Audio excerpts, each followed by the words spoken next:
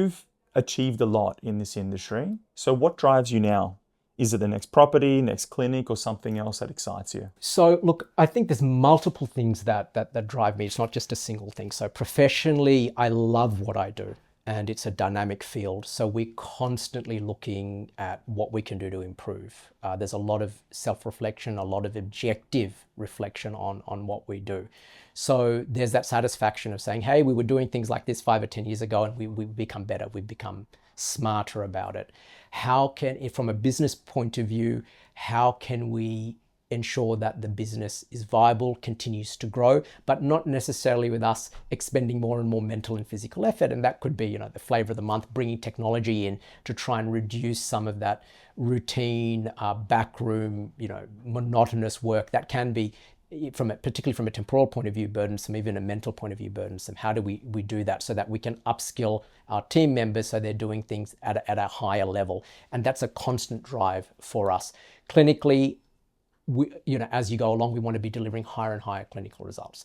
How do we do that?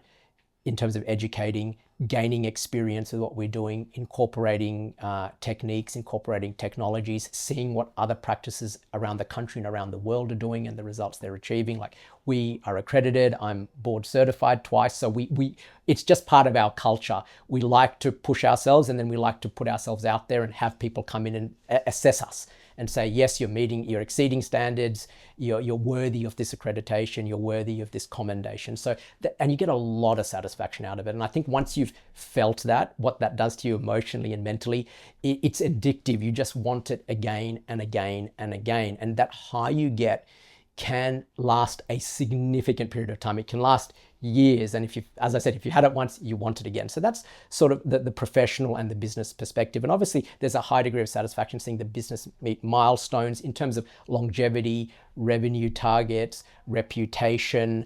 Anyone who's developed and built an enterprise knows what I'm saying. And those who are about to start can probably imagine, and I'm sure that's what drives them, at least in part. On a personal level, it's seeing my family grow,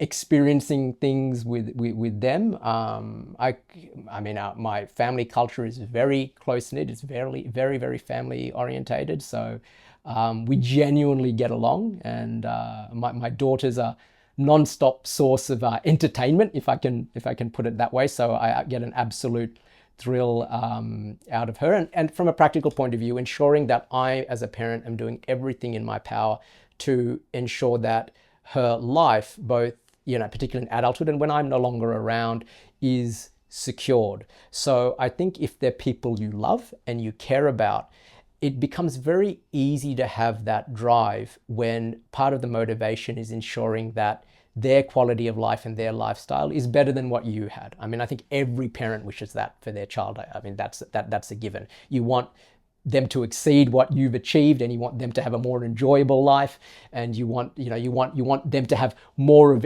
everything, happiness, success than you ever had. Similarly, you want to be able to ensure that the people you spend your time with, both colleagues as well as family members, have an enjoyable lifestyle. And the practicalities of it, living in 2025 Sydney, we know, you see it's in the media all the time, it's an expensive city. It's an expensive country to live in. How do you ensure you have the resources to be able to provide that? And that's the practicalities of it. So there's a drive there as well to ensure that people's lifestyles are comfortable and they're well looked after.